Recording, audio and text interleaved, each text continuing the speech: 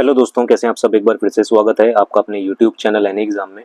दोस्तों, आज की इस वीडियो में हम Punjab, Haryana, Chandigarh high court PN vacancies के लिए जीके जीए करंट अफेयर से क्लास जो है वो 37th अटैम्प्ट करेंगे, जो कि अगली शिफ्ट में जिनका एग्जाम है उन सभी के लिए इंपॉर्टेंट है। तो वीडियो के अंत तक जरूर देखिएगा। वीडियो पसंद आई तो इसे लाइक, शेयर और मोर प्रैक्टिस सेट्स के लिए चैनल को सब्सक्राइब करना मत भूलिएगा। तो जिनका भी एग्जाम अगली शिफ्ट में है उन सबके लिए इंपॉर्टेंट है। तो फटाफट से बढ़ते हैं आज के पहले क्वेश्चन की ओर। तो सबसे पहला क्वेश्चन आपके पास कह रहा है कि वर्ष 2022 और 2023 के संगीत नाटक अकादमी पुरस्कार के लिए कितने कलाकारों का चयन किया गया। तो वर्ष 2022 और 2023 के संगीत नाटक अकादमी पुरस्कार के लिए कितने कलाकारों का चयन किया गया था। तो इसका सही आंसर हो जाएगा आपके पास ऑप्शन नंबर चौथा, 94 जो था वो कलाकारों का चयन किया गया था। अगले क्वेश्चन की ओर आते हैं। कहता है कि राष्ट्रपति द्रौपदी मुर्मू ने जनवरी 2024 में राज्यसभा के लिए किसे नामित किया।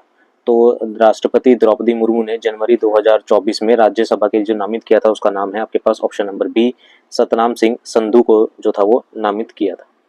अगले क्वेश्चन की ओर आते हैं। कह रहा है कि केंद्र सरकार के कर्मचारी और पेंशन भोगियों के लिए महंगाई भत्ते में हाल ही में कितने प्रतिशत वृद्धि को मंजूरी दी गई है। तो हाल ही में जो था वो डीए बढ़ा था, उसमें कितने प्रतिशत जो था वो डीए बढ़ा था, महंगाई भत्ता जो था वो बढ़ा था। तो सही आंसर हो जाएगा आपके पास ऑप्शन नंबर बी, 3% जो था वो डीए बढ़ा था। अगले क्वेश्चन की ओर आते हैं। अगला है, कौन सी नृत्य शैली तांडव और लास्य दोनों को सम्मिलित करती है। तो कौन सी नृत्य शैली है जो तांडव को भी और लास्य दोनों को सम्मिलित करती है। तो वो है आपके पास ऑप्शन नंबर तीसरा, मणिपुरी। ऑप्शन नंबर तीसरा जो है वो करेक्ट हो जाएगा। अगला है, निम्नलिखित में से कौन सा त्योहार उड़ीसा राज्य से जुड़ा है। तो उड़ीसा राज्य से कौन सा त्योहार जुड़ा है, आपके पास 4 ऑप्शन दिए गए हैं। तो इसका सही आंसर हो जाएगा आपके पास ऑप्शन नंबर तीसरा, राजा पर्व। राजा पर्व जो है वो उड़ीसा राज्य में मनाया जाने वाला एक प्रमुख त्योहार है। अगला है, निम्नलिखित में से राज्य का कौन सा लोक नृत्य प्रसिद्ध तौर पर स्नैक चार्मर डांस से जाना जाता है। तो कह रहा है कि निम्न में से राज्य का कौन सा लोक नृत्य है जो प्रसिद्ध तौर पर किसके नाम से जाना जाता है, स्नैक चार्मर डांस से नाम से जाना जाता है। तो वो कौन सा नृत्य है। तो इसका सही आंसर हो जाएगा आपके पास ऑप्शन नंबर तीसरा, कालबेलिया।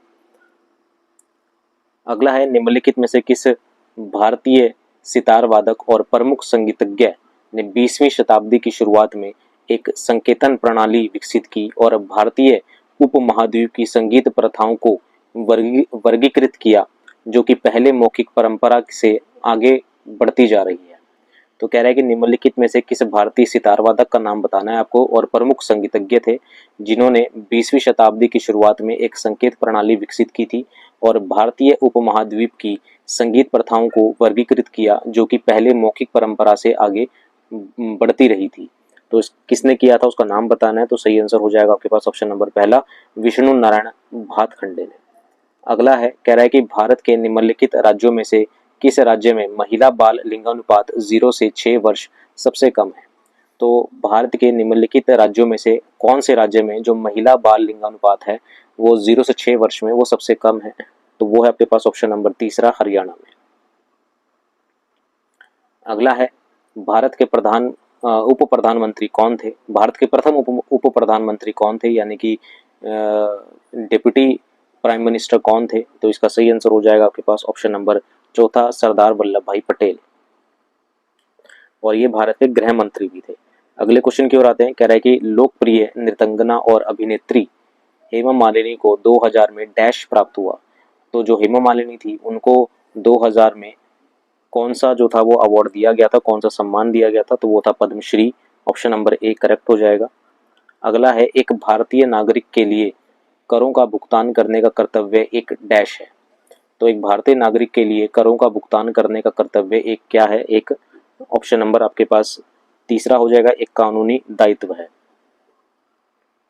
अगला है, कह रहा है कि लिंगराज मंदिर भारत के निम्नलिखित में से किस राज्य में स्थित है। तो जो लिंगराज मंदिर है वो भारत के कौन से राज्य में है। तो वो है आपके पास ऑप्शन नंबर पहला, उड़ीसा राज्य में ये स्थित है। अगला है, भारतीय संविधान का अनुच्छेद 12 डैश का प्रावधान करता है। तो भारतीय संविधान का कौन सा अनुच्छेद है, भारतीय संविधान का अनुच्छेद 12 किसका प्रावधान करता है ये आपको बताना है। तो इसका सही आंसर हो जाएगा आपके पास ऑप्शन नंबर दूसरा, राज्य की परिभाषा। तो भारतीय संविधान का अनुच्छेद 12 राज्य की परिभाषा का प्रावधान जो है वो करता है। अगला है निम्नलिखित में से कौन सा कथन जो है वो गलत है, वो आपको बताना है। 4 ऑप्शन आपके पास दिए गए हैं, कौन सा ऑप्शन जो है वो गलत है। तो सही आंसर हो जाएगा आपके पास ऑप्शन नंबर दूसरा, राज्यसभा को लोकप्रिय सदन भी कहा जाता है। ये कथन जो है वो गलत है, राज्यसभा को लोकप्रिय सदन नहीं कहा जाता, ये कथन गलत है। तो ऑप्शन नंबर बी करेक्ट हो जाएगा। अगला है भारतीय संविधान में कानून द्वारा स्थापित प्रक्रिया की अवधारणा निम्नलिखित में से किस देश से ली गई है। कानून द्वारा स्थापित प्रक्रिया की अवधारणा जो है भारतीय संविधान में ली गई है, कौन से देश से, तो वो है जापान से। ऑप्शन नंबर चौथा करेक्ट हो जाएगा।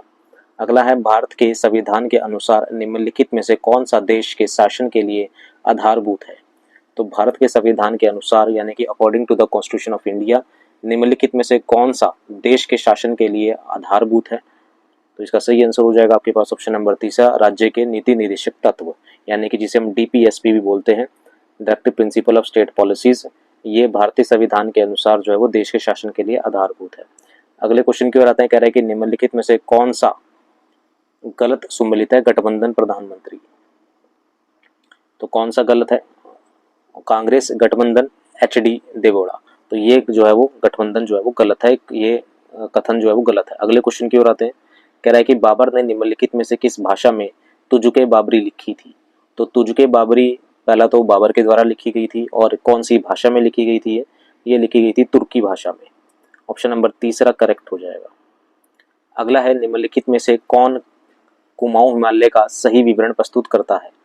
तो 4 ऑप्शन दिए गए हैं, जिसमें से कौन है वो कुमाऊं हिमालय का सही विवरण जो है वो प्रस्तुत करता है। तो वो है आपके पास ऑप्शन नंबर बी, सतलुज और काली नदियों के बीच स्थित हिमालय। सतलुज और काली नदियों के बीच जो हिमालय है उसे कुमाऊं हिमालय जो है वो कहा जाता है। अगला है बाण गीत यानी कि वन या प्रकृति गीत मुख्य रूप से डैश के लोक गीत का एक स्वरूप है। कहाँ का है ये, जिसे हम बाण गीत बोलते हैं या फिर वन या प्रकृति गीत बोला जाता है, कौन से राज्य का है। तो ये आपके पास ऑप्शन नंबर तीसरा असम का है। अगला है स्पंज और हाइड्रा जैसी प्राणियों में भोजन और ऑक्सीजन का परिवहन डैश के द्वारा किया जाता है। तो स्पंज और हाइड्रा जैसे प्राणियों में भोजन और ऑक्सीजन का जो परिवहन है वो कैसे किया जाता है। आपके पास ऑप्शन नंबर तीसरा सिर्फ केवल पानी के द्वारा।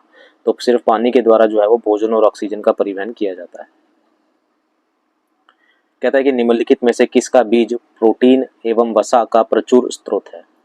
किसका बीज है जो कि प्रोटीन और वसा यानी कि तेल का प्रचुर स्रोत है। तो वो आपके पास ऑप्शन नंबर बी, सोयाबीन का। अगला है एलिल एमिन का IUPAC नाम क्या है, जिसका उपयोग औषधियों और अन्य रसायन बनाने के लिए किया जाता है। तो एलिल एमिन का IUPAC नाम क्या है। तो वो है आपके पास ऑप्शन नंबर चौथा, 2 प्रोपेन, एक क्या है आपके पास एमाइन। अगला है निम्नलिखित में से कौन सा पोषक तत्व बीज के अंकुरण के लिए आवश्यक है और फल और अखरोट के निर्माण के लिए उपयोग किया जाता है। तो कौन सा पोषक तत्व आपसे पूछा गया है जो बीज के अंकुरण के लिए जरूरी है और फल और अखरोट के निर्माण में इसका यूज होता है। तो इसका सही आंसर हो जाएगा आपके पास ऑप्शन नंबर पहला, मैग्नीशियम। अगला है ओलंपिक पदक जीतने वाली पहली भारतीय महिला कौन है। तो ओलंपिक पदक जीतने वाली जो सबसे पहली भारतीय महिला थी वो है आपके पास ऑप्शन नंबर तीसरा, कर्मण मल्लेश्वरी। ऑप्शन नंबर तीसरा जो है वो करेक्ट हो जाएगा। तो ये थे हमारे पास आज की वीडियो के 25 इंपॉर्टेंट क्वेश्चन जो कि आपके अगली शिफ्ट वालों के लिए बहुत इंपॉर्टेंट हैं। तो इनको पढ़ के जरूर जाइएगा। वीडियो पसंद आई तो इसे लाइक, शेयर और मोर प्रैक्टिस सेट्स के लिए चैनल को सब्सक्राइब करना मत भूलिएगा। अभी के लिए इतना ही रखते हैं, मिलते हैं अगले पार्ट में। Thank you very much.